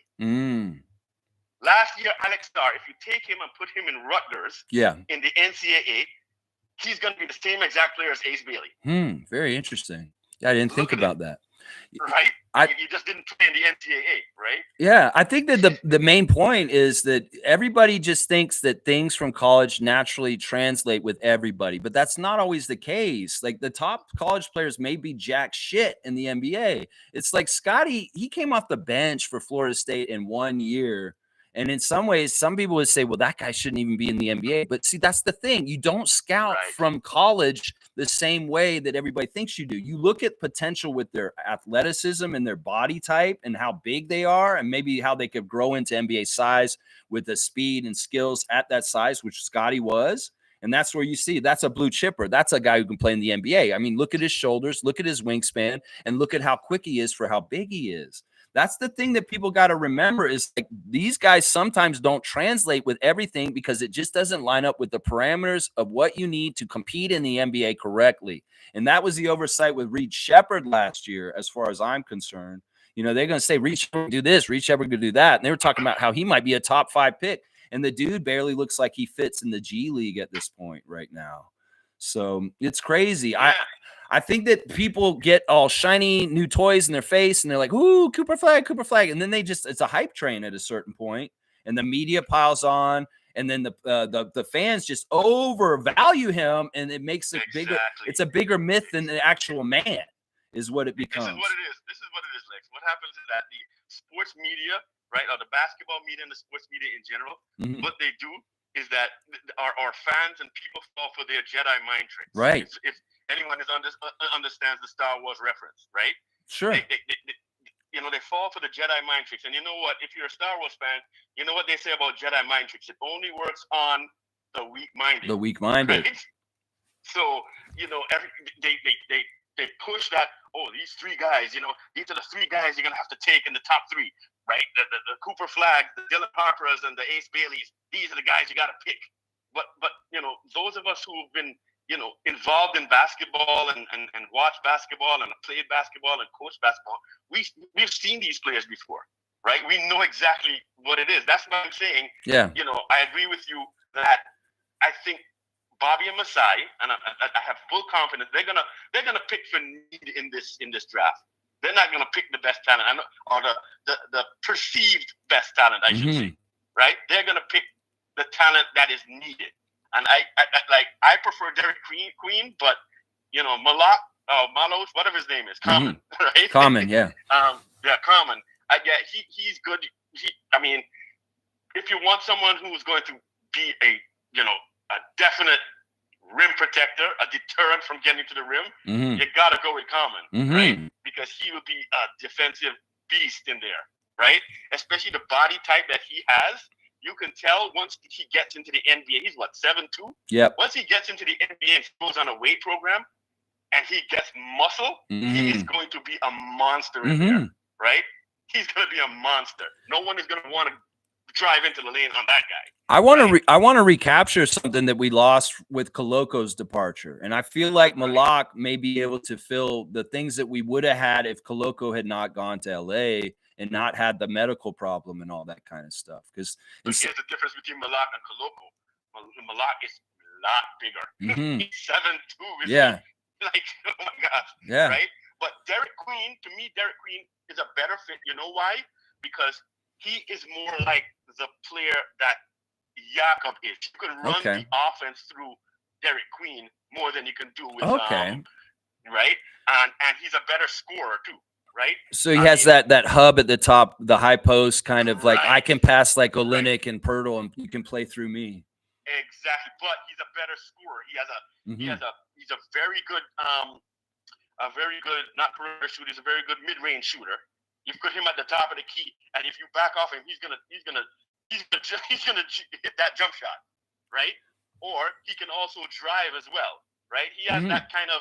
If you look at him, he kind of drives the lane, kind of like, and this is gonna be a bad reference, but he does it like Joel Embiid. If you look at it, right? He does it like he has that. It's kind of slow, but it isn't. If you know what I mean. I remember Queen is more like a power forward center, right? He's not a true center. He's more. He's 6'10". Yeah. He's 6'10", but he can play center. They have him listed as a center. Well, in the NBA, that's a center at this point. It's just like it's kind of like, okay, are you a true center, like a legit 7-footer, or are you a guy who's just below that can? And in some ways, if Queen is like that, and maybe he can be playing alongside somebody like Pirtle. If we got him, and he could even play 4 with Pirtle out there at the same time, that seem like that's a possibility with Queen? Yeah, no, I think he can play the center. He can block shots. He plays good defense as well. But I'm just saying, if we wanted to go big, we could slot him in at the 4 with Pirtle. Yeah, right. But he's a better scorer than Pirtle. Like he can hit that jump shot. Okay, right. He's got more range. He can drive the lane, and he's a very good rebounder. And boy, you didn't see that Rutgers game, eh? He made Ace barely had 4 points in that game or something like that. Wow. 6 points. Wow. Right? Like he blocked him like about 3-4 times. Nice. Right? Nice. He blocked that. So I mean, if you really want fit, I would go with Derek Queen personally. But Common is something that is well needed. You put that big guy in there, and that's it. Like They're saying he's a two-way center, that he's very, very good on defense, and he can score really well down there too. And that's really attractive to me, that he's like a both ends kind of player in Common. Yeah. Common, yeah. He's very good, like, probably within, I'll say 5 to 10 feet. He's very good. Okay. Right? Derek Queen is better, around the mid-range. Okay. Like jump shots and stuff like that. But I would go with either one of those guys. So, that's just me. So would you agree, Stargate, that this draft really is like, do you think it's really tiered with those top 3 guys they keep saying? And then like maybe from 4 to 12, they're all kind of equally like talented kind of level players? No, I think all of them are equally as talented. I think from 1 through 12. 1 through 12. Something I like really that. do. That's what you call a stacked draft. People always say that this is a stacked draft. But how is it going to be a stacked draft if you're only propelling 3 players at the top? Yeah. And then everybody else's thing? That's not a stacked draft. Right. Right? I mean, it depends on need. Right now, the way the NBA is going and the way teams right now are going for need now. It's moving away a little bit from the like I said, I think I said it in the chat earlier that you can see there's a movement, there's a transition now. Everybody's going a little bit away now. It's slow but sure from this, from this 3-point, jumper thing. Yeah. And everybody's starting to, get a little bit more into the old school basketball a little bit. It's going to take some time, but you can see it changing a little bit. Well, the old symbol of the draft used to be a big man usually went first, Shaq, right, and all that stuff. And that's why I wanted to, I really wonder sometimes with Common and Queen is in some ways, why don't people value that anymore in that kind of way? Maybe it's because these guys don't shoot threes cleanly or something like that. And that's become more because to me, I always think that it's rarer and harder to find players of big size that have talent and skill to be able to play in the NBA. You can find a ton of guards and forwards all over the place, but the centers are the rare ones, the hard ones to find. And that's why I always thought, well, usually at the top of the draft, the number one pick is the center. It's like way back from when we're talking about. So, yeah, I mean, look no further than last year. Look where Zach Edey went. Where did Zach Edey go last year? Way higher than they thought he would. I mean, Zach Edey is a monster. Like during the All-Star game, I was screaming at the TV. I'm like, what is going on here? If I was them, I would be feeding him, Zach Edey down in the post and having him go to work every time. You want to get to 40 points? At least 20 of those points, even more, should be going through Zach Edey. Yeah, it's kind of like what the Global Stars did with Victor. You know, they should have just kept feeding Victor on the Global Stars like crazy. Same thing. Yeah. Same thing. And I love this about Zach is what were we talking about this time last year with the draft and him is like, is he going to translate the NBA? Is he going to be too slow? Is he going to be this and this problems? And are we seeing the issues with Zach that a lot of people conflated last season during the build up to the draft and like dissing him? And I always believe this is true that they sewer the draft prospects on some of the guys like for being attractive. And then they over promote some others, you know, and I feel like Zach was getting a lot of negative press about the draft ahead of time. And that's why everybody was thinking he's going to be a mid-team pick. But then the reality of the draft came around and Memphis took him at like 8th. And that was like 8 picks earlier. And I really do feel like we're saying right now, the media shapes the perception on these players and they have way more power over it than we realize. But the GMs deep down know who really is what, and they'll go and they'll make the picks like the Grizzlies did, and everybody will be shocked afterwards. Wait, ESPN was telling me he would be picked 17th by the Lakers. And I'm like, well, ESPN's not the most reliable source on the draft. Trust me. In some ways, that's the way I've come to find over the years. Like you've said all the time, we are living on the earth. Those GMs, they're living on the moon. Yeah. We don't live on the moon, right? So yeah. We don't know. We don't know what their job is like and all the rules and the personalities of the people that they deal with, because it's not just a computer screen where you put it in and it's an ESPN trade machine and it says green light, red light. No, it doesn't go. No, you call somebody and their personality may be a red light, even though the trade would go through on the trade machine. Right, exactly. You know? Exactly. Yeah. You know, that's how it is. But I'm very excited for this second half of the season here. Well, the unofficial second half of the season. Yeah, it's more like the last third or something. Yeah. I mean, I think the Raptors should try to win as much as possible to try to get some chemistry and I wish Brandon Ingram would come back, to be honest with you. Yeah. I want to see some chemistry with these guys. I want to see how they work, how they look. Yeah. It doesn't matter. I know people are saying, oh my gosh, if they win too much. The Raptors, we're so behind the 8 ball right now. We're gonna get a top 10 pick. It doesn't matter right now. It's gonna happen. And from what we just said, the talent is really kind of equal from 1 to 12. And why would it matter where we land? And these other teams can buy the overhyped players like Dylan Harper, Ace Bailey, Cooper Flagg at the higher parts. And hopefully they'll get the busts out of the way ahead of us in the draft. And Masai and Bob will know the right person to pick wherever we pick. Well, it depends, right? Because it depends on, like, if you're picking on need, you can see that some of these teams have a need for. For me personally, I look at a player like Ace Bailey, right? And I think he would fit in Detroit. Okay. I think he'd be perfect in Detroit. I think Detroit needs that type of player. Yeah. Right? Cooper, I don't know about him, right? Dylan to me is his dad. Okay. That's interesting. He's his dad, right? Yeah. Like, he plays just like his dad. Interesting. Right? He's a very good defender. So you're saying before his dad got hurt, though? Like you're talking about early Cavs, maybe even some of the Clippers. Yeah. Yep. Yeah. He's his dad. So you can put him in, you can put him like, I hesitate to say it, but I mean, because they're in our conference, I mean, Orlando would be good for him, right? Yeah. Like, if you pick by a lot of these players, they can fit good in certain teams, Mm-hmm. right? Yeah. Teams like Washington, it doesn't matter who they pick. Washington is just a dump. They're going to get an uptick on talent no matter what, and they probably need every position anyway. Yeah, so it's not like they draft for need. They just need everything. They just need everything, but it doesn't matter because they're not going to go anywhere for the next couple of years. No, they're going to continue to be what they are. Yeah, they're not good. They can't even get a real coach. They're going to get the interim coach just to hang around because it's not a job that's alluring to anybody that wants to take it. So this guy Keefe, who's been there already, he's just like the default coach because, you know, they're not attracting anybody like Darko or Jordy to come there. So it's kind of sad. Raptors, I see the Raptors being. I think the Raptors, if they were healthy, there would be at least a top 6 team. Mm-hmm. Oh yeah, I totally agree with that. That's one sticking point where I hear critics of the Raptors saying our team is just not good enough or talented enough with this roster right now to compete. How do you know this?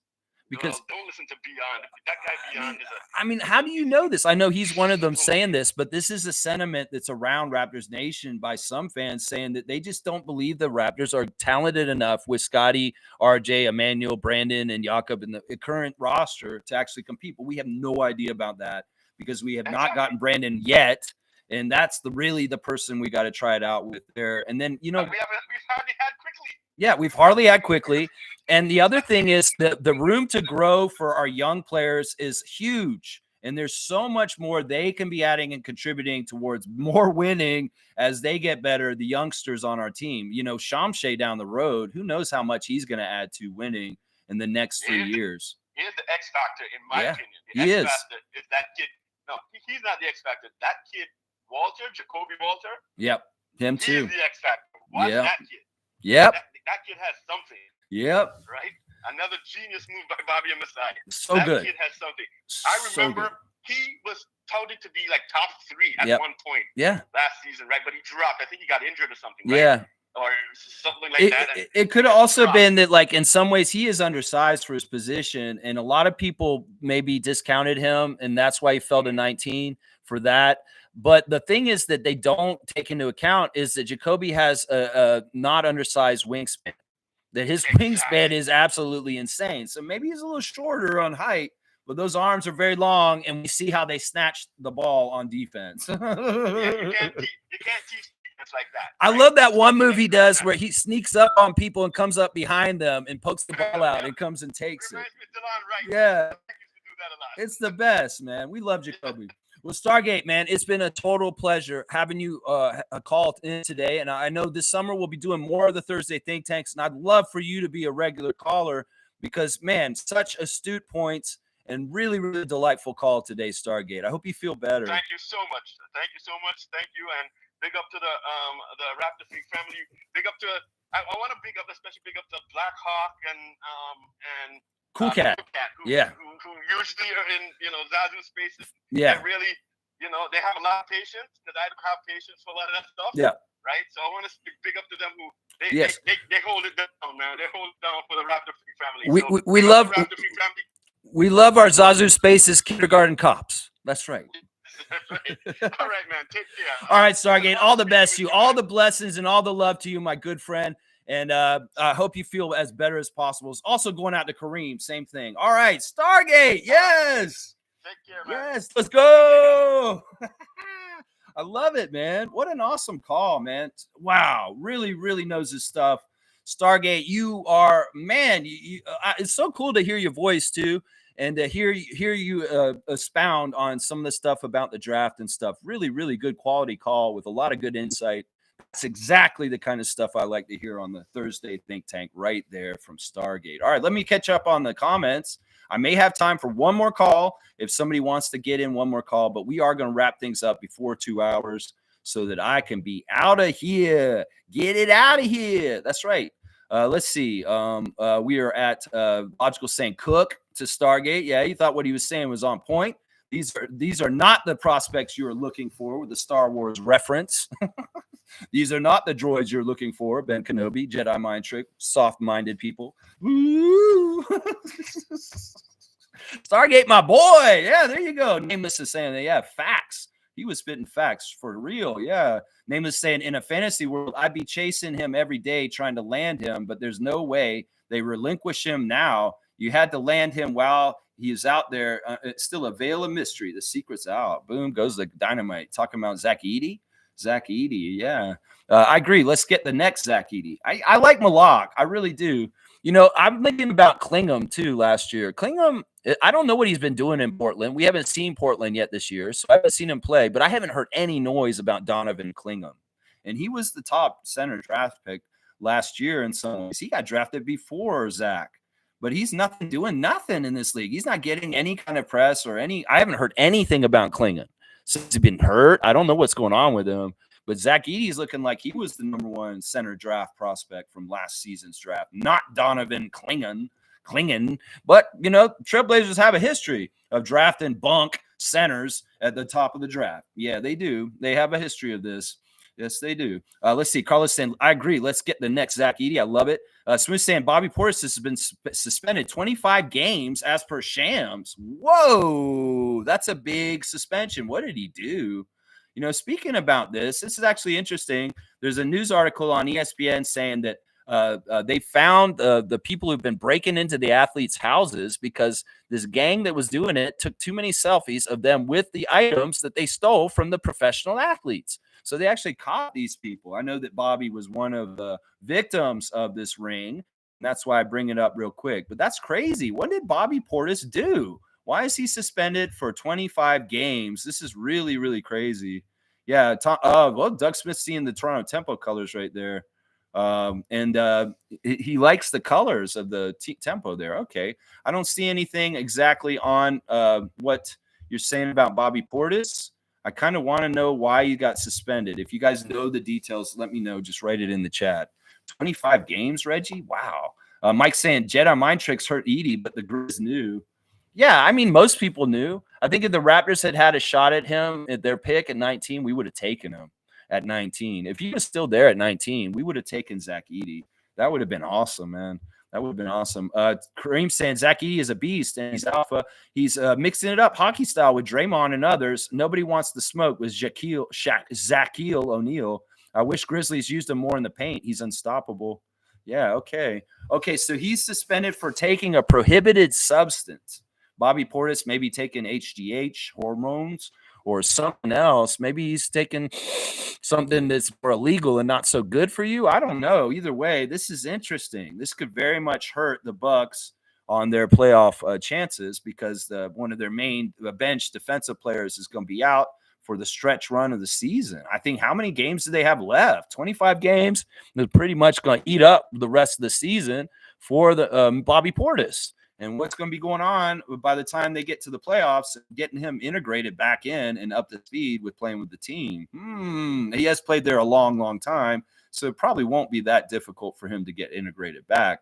But, man, this is not ideal for Doc Rivers and the Milwaukee Bucks that this suspension has happened now. Nako's saying Cooper and Dillon are the best, in my opinion. I can see why someone would see the same value in some of the other prospects. You know, I wonder about Dylan Harper because of Ron Harper Jr. They're brothers. And in some ways, the career arc of Ron Harper Jr., sure, Dylan's better than Ron, but how much better is Dylan than Ron? And that's what I'm saying. And really think about what I just said. Ron Harper Jr. showed up for us. He was a two-way on our team for a couple of years, and we saw his growth. He's growing really well now. In some ways, he's stepping up big time for Detroit as a part of the Motor City Cruise and also on the Pistons on a two-way. But, you know, this took a little while. This took a few years. And in some ways, I could tell y'all that Dylan Harper and people like Beyonce saying that he's just going to come in and make an instant impact in the league. I don't believe that. I do not believe that. And I don't believe it for a couple of reasons. Partly because of his older brother and his path. And I know Dylan's probably way better than Ron Harper Jr., but come on now. In some ways, how much more better is he? Seriously. And then the other thing I would say is, just because you're that good doesn't mean you'll get opportunities in the league. That's not how it works. You can watch the channel Stunted Growth, and if you go to the wrong team and you're in a backloaded court with all kinds of guys ahead of you in the depth chart, you may not even get your chance.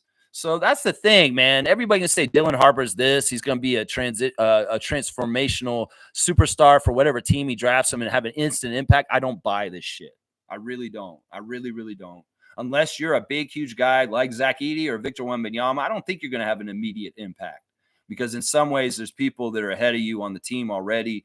And in some ways you don't know the NBA game already, and there's a learning curve, and there's all kinds of other stuff. I'm sorry, hardly any of these NBA guys, college guys coming in are NBA ready immediately. They really aren't. A lot of them aren't. Yeah. Fierce's agreeing with Stargate's call. Very good call earlier, man. Fantastic call. Carlos saying, yeah, I'm not banking on getting top 3. I want to see improvements and winning the rest of the season. Yeah, I feel like we can meet in the middle here, Tank Nation. In some ways, I get why y'all want more ping pong balls, but I want more wins too. And I think we can get both done into to the suitable amount that we're both happy by the end of things. So I still have that target's win total of 26. I want to see 26. So I want 9 more wins for the Raptors by the end of the year, and I'll be happy. I just want 9 more. That's it. If they win 10, I won't be upset, but y'all will. I know you will. But 9 is how many I want personally, because I want Darko to get at least 1 more win than the win total he had in his first year of coaching. And in some ways that matters to me, because as much as we want to see all the players improve for the rest of the season, as Darko said yesterday, we want to see the coach improve also, and a more higher win total than last year's team. And in some ways, last year's team was more talented and experienced than this year's team. And in some ways, the injuries are just as kind of equal. That would be an improvement to see us higher our win total from last year. And that's just me personally. Some people don't want that, but whatever. I want it for Darko is what I want it for. Nameless is saying, I just don't like that shit. My boy Pirtle was talking about trying to make a push near the end here. Play up, please. He only said that if that's the goal. Like he didn't say that they're going to. He said if we're going to make the play and we're going to have to make a push. But he didn't say that that's the plan necessarily. Jakob was saying that there's short-term plans and long-term plans. And the short-term plans are to continue to develop and give these young guys playing time and get better as a group and as individuals. And then the long-term plan, well, he didn't really elaborate on that. But you could read between the lines as we kind of want to get a good draft pick so that and then the long-term plan is how we're going to do next year. We're going to compete for a playoff spot. And that's the long-term plan right there. I like that. Cream saying we don't need top 3 pick. I'm so confident in our drafting team. We could probably trade back and get 2 firsts and a second from a team. We're that good. Yeah, we just got to figure out how many pots in the garden are empty so that we can replant new players coming in. And we planted 5 pots last year from 5 rookies coming in. And I don't think Raptors fans should expect us to get such a deep rookie class this year coming up. I mean, realistically 3, maybe the most that we'll carry next year is rookies, maybe 2. I mean, it depends. It really depends. In some ways, we're going to get a little full up, but it is important to keep rookies coming in, and because in some ways, that's where you get value on developing and having young talent add to your team on a discounted price on rookie scale. And that's in some ways part of the secret in the new cap era of the NBA, that you're going to have young players that you're paying less before they hit big, and that may help you figure it all out to get a championship winning formula. So yeah, that's something we got to think about as far as things. So let's see. Nako's saying, I don't think it's like the Raptors couldn't trade for a lower pick to get their guy no matter what. Yeah, no, we're not like this. Other teams may be desperate and they want to move up in the draft because they really, really need to get Dylan Harper or Ace Bailey. But that's not like that for us. We're not desperate like that. And like I said, I'd be very surprised if the Raptors did make any moves to alter their pick. Now, we don't know what it's going to be, and we have a long time before we figure out exactly where we're going to be picking in the first round. So James is saying, Derek Queen reminds me of Al Jefferson. He's got that old school game skilled player. Yeah, I like that. Yeah, Al Jefferson with a little bit of thickness and size to push some weight around and kind of hold some presence on a basketball court. That stuff in Queen is very attractive for our team. Yeah, Carlo likes Al Jefferson. And Monique is saying, missed my comment, Lex. Okay, where was it? Let me see where you're at. Oh, okay, the Aaron Gordon one. Yeah, that's because I don't really care what Aaron Gordon has to say. That's why, Mo. I saw that thing, and I'm like, I don't care about this. He wants to talk about how he thinks his dunks are better than Vince's dunks. He's an idiot. Yeah, did you win that dunk contest? No, you didn't. Zach LaVine won it. You may have won one later, but don't give me this crap. You think your dunks are better than Vince's dunks? What are you high on? is what I'm going to say. I know you got a hairstyle that pretends that you may be high on something, and you probably are, Aaron Gordon, to think that. That's why I glossed over at Monique, because in some ways it's not news to me, an idiot spouting off that he thinks he has better dunks than Vince Carter. He's crazy. He's absolutely crazy. That man is crazy, and that's how it goes. That's right. That's right. Let's see. Mike's also saying Ingram joined a championship organization. Laugh out loud. Championship medical staff. That's right. And that's a big difference right there. That's a big, big difference right there. All right, Mo, I came back and got your comment. Thank you for telling me. Balco Portis. Okay, so he's like Barry Bondsing over there. Is that what's going on? Maybe that's why he's raging all the time. Is he's on roid rage? Naga's saying Portland's been turning it around a little recently. Scoot's been having a good run recently. Klingon gets his rebounds, not as good as Edey. Yeah, it'll be interesting. I hate that, once again, this is schedule manipulation. I'd rather get games against Portland earlier in the year and the Lakers later in the year, because the Lakers will be a dumpster fire by the end of the year, and Portland might actually figure their stuff out. So it's like I'd much rather have had one of the Blazers games when the Laker game happened, but we're going to get both the Blazers games at the end of the season, and they may have had things better figured out. Well, for Tank Nation, that's music to their ears, because that means, well, we might lose to the Portland Trail Blazers both games at the end of the year. And that's what capture the flag people want. But yeah, I wish we weren't playing the Trailblazers earlier in the season when they're really bad, and then they're getting better as the season goes on. Well, that's just schedule manipulation. Once again, they figured it out. 28 games to go in the season, and he got 25 games suspended. So he gets a 3-game ramp up to get into the playoffs. Wow. Not just saying guards do take time to develop. Yeah, they got to learn the speed of the game. They got to learn just how much they can't do what they used to do in college just because they could get away with a free handle and this dribble and this and that. No, you won't do it up there because a vet like Chris Paul will make you pay for it and steal that ball and run the other way. There's a learning curve for guards, and Jamal Shedd's been going through it this season, but he's been very smart about it, and he's been lessening the mistakes because I've seen him make rookie mistakes and make mistakes and turning the ball over when he didn't need to.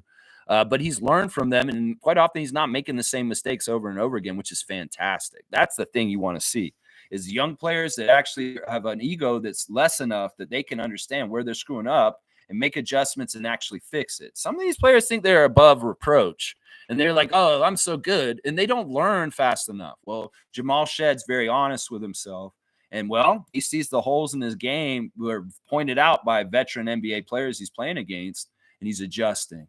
But the knucklehead might not do that. They might be like, "Oh, this is just how I play, coach. This is just how I play." Name is saying something illicit had to have caused those big eyes. Big eyes. Oh, yeah, my reactions? I don't know. Oh, you mean Bobby. Bobby Portis, his bug eyes. Yeah. All right, let me get we're going to get out of here soon, guys. I want to finish up. We've got less than 20 minutes. And I'll be out of here soon. Yeah, that's crazy, man. 25 games. Wow. Bobby, he's on that Bobby Brown. I don't know if he's on that Bobby Brown. He's on that Balco. He's on that Barry Bonds. Name is saying, well, hold on, Lex. How much better is Jaden than Jalen? You're talking about Jaden McDaniels and Jalen McDaniels? Well, that's what I'm saying. I mean, I can only gauge it. In some ways, siblings, you can kind of cross-reference them because they have the same DNA, right? And, in some ways, I think actually Dylan's bigger. No, Ron's bigger than Dylan. I think Ron's actually a bigger guy than Dylan Harper. I don't know if that's exactly true. From what I've seen of them standing next to each other, I think Ron Harper's actually taller than Dylan Harper. But I don't know for sure. Carlos saying Bobby was using pain meds called Toradol, according to agents. So he's on pain pills. Man, that's a slippery slope. Talk about 90s wrestlers in the WWF. Yeah, talk to them about pain pills. Yikes. That's not good. That's not good right there.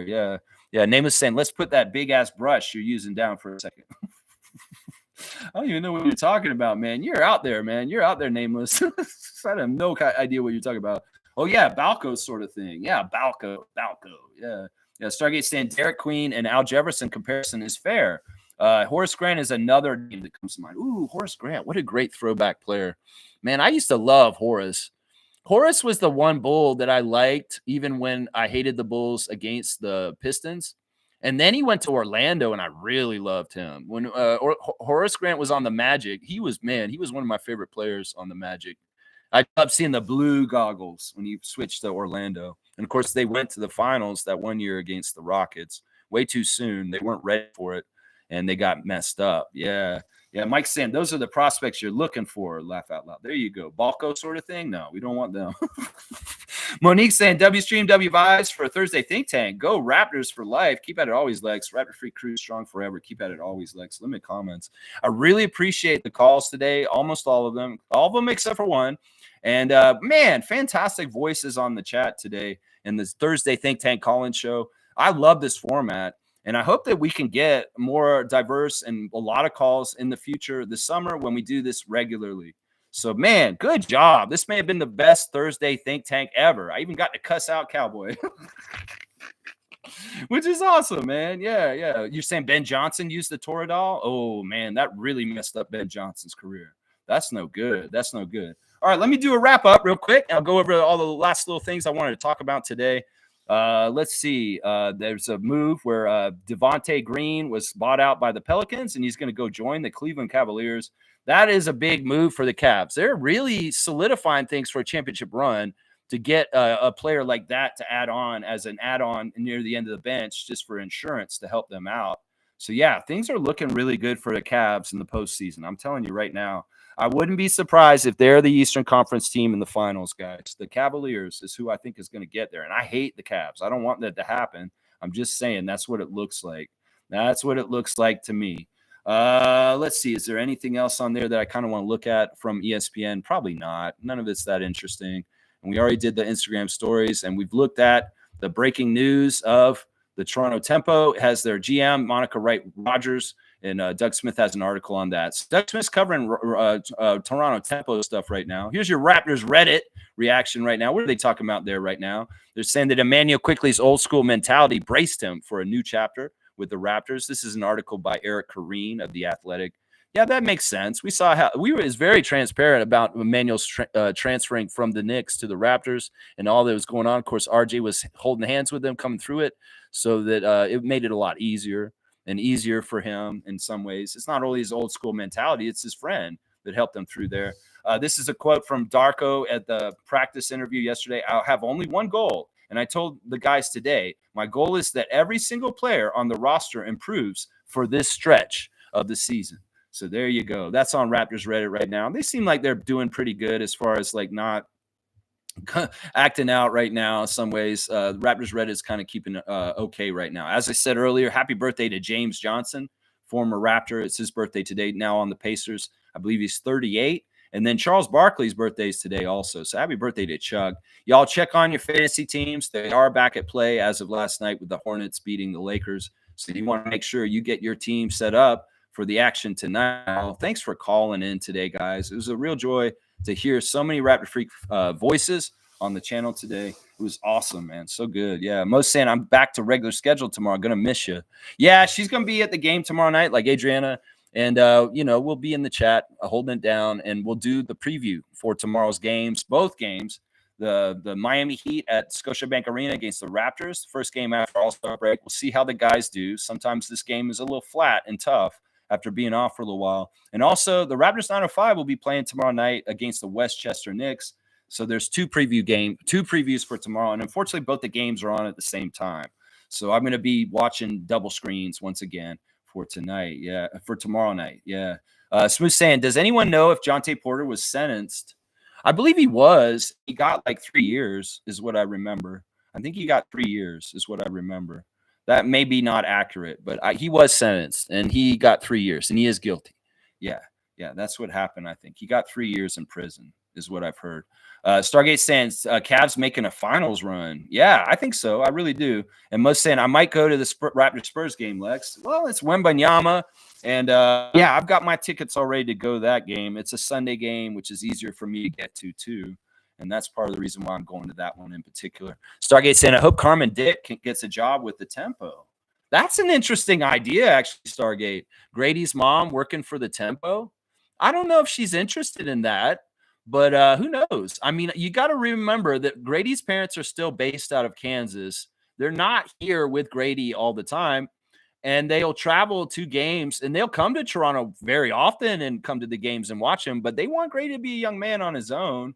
and he lives in Toronto on his own. So Carmen actually lives in Wichita, and I don't know if that's conducive for her to work for the Tempo. In some ways, she's probably got a bunch of gigs and things she does there already.